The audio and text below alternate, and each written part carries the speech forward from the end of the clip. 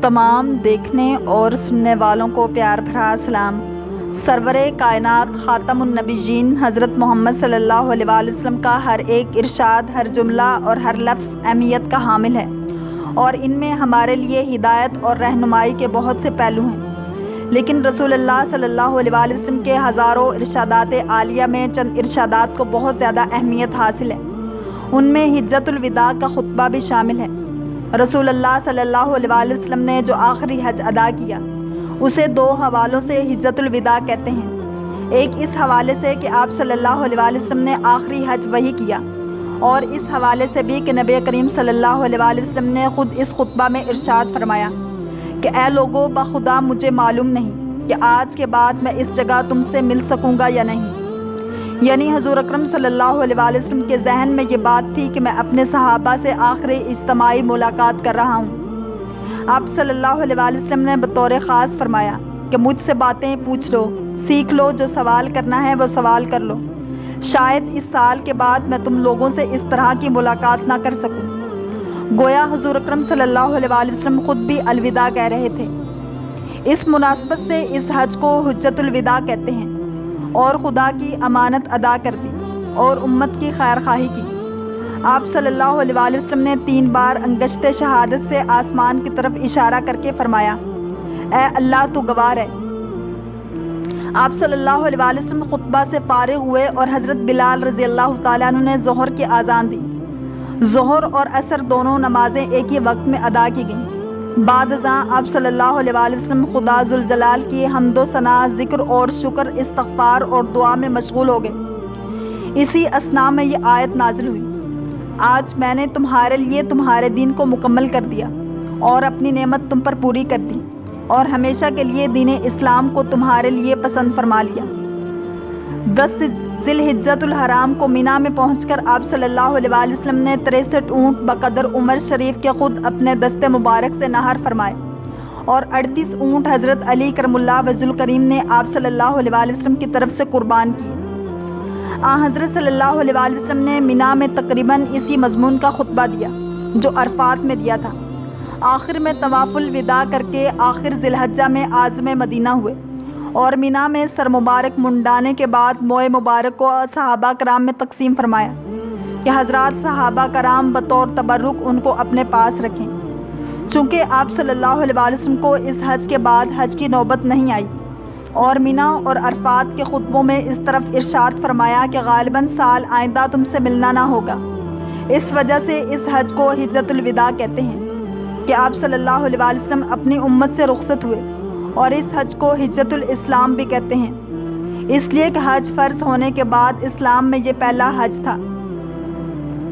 رسول اللہ صلی اللہ علیہ وآلہ وسلم نے حجۃ الوداع کے موقع پر بہت سے اہم اعلانات فرمائے۔ آپ صلی اللہ علیہ وآلہ وسلم نے ایک بڑی اہم اور تاریخی بات یہ فرمائی کہ یاد رکھو، جاہلیت کا دور ختم ہو گیا ہے اور اسلام کا دور شروع ہو گیا ہے۔ آپ صلی اللہ علیہ وآلہ وسلم نے فرمایا کہ آگاہ رہو، جاہلیت کا ہر کام میں اپنے دونوں قدموں کے نیچے دفن کر رہا ہوں۔ جاہلیت کے دور میں عرب معاشرہ نسل، زبان اور رنگ کی بنیاد پر فخر کرتا تھا۔ قریشی غیر قریشیوں کو برابر نہیں سمجھتے تھے، عرب غیر عربوں کو برابر نہیں سمجھتے تھے۔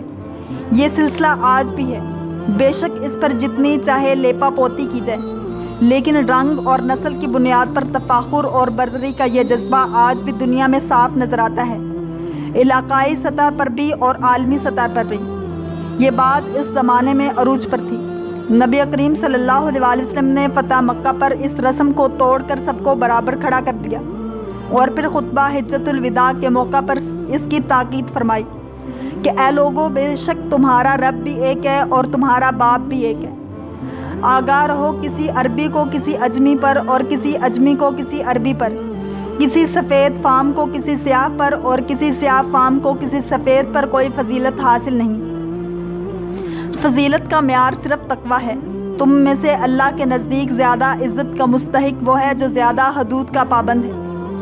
یعنی حضور اکرم صلی اللہ علیہ وآلہ وسلم نے فرمایا کہ میں آج تمام قسم کے نسلی اور لسانی تفاخرات کا خاتمہ کرنے کا اعلان کر رہا ہوں۔ تم میں سے کسی عربی کو اجمی پر فضیلت نہیں ہے اور کسی سرخ کو کالے پر فضیلت نہیں ہے۔ آپ صلی اللہ علیہ وآلہ وسلم نے صرف یہ اعلان نہیں فرمایا بلکہ ایک ایسی سوسائٹی قائم کی کہ واقعتاً لوگوں نے دیکھا کہ یہ سارے امتیازات ختم ہو گئے تھے۔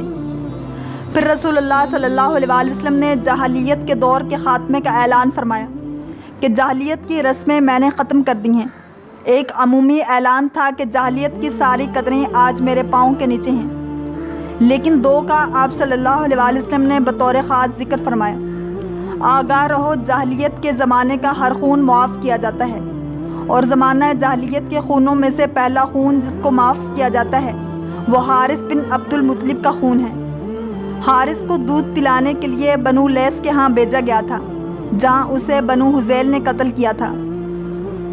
آپ صلی اللہ علیہ وآلہ وسلم نے فرمایا کہ جاہلیت کے دور میں جو بدلے اور خون کا رواج تھا وہ میں نے ختم کر دیا۔ قبائل میں بدلہ در بدلہ کا رواج تھا۔ قبائل میں یوں ہوتا کہ ایک قبیلے کا آدمی قتل ہوا تو بدلے میں قاتل قبیلے کا آدمی قتل ہوگا، اور ضروری نہیں کہ قاتل ہی قتل ہو، بس اس قبیلے کا کوئی آدمی مارا جائے گا۔ جب وہ مرا ہے تو اب پھر اس پہلے قبیلے کا آدمی مرے گا، اور پھر یہ سلسلہ چلتا رہتا تھا۔ ایک جعلی قدر جس کا حضور اکرم صلی اللہ علیہ وآلہ وسلم نے بطور خاص ذکر کیا وہ سود ہے۔ آپ صلی اللہ علیہ وآلہ وسلم نے فرمایا، آگاہ رہو، زمانہ جاہلیت کا ہر سود کالعدم قرار دیا جاتا ہے۔ تم صرف اپنے اصل مال کے حقدار ہو، نہ تم ظلم کرو اور ان پر ظلم کیا جائے۔ ہاں، عباس بن عبد المطلب کا لوگوں کے ذمہ جو سودی قرض ہے وہ سارے کا سارا معاف کیا جاتا ہے۔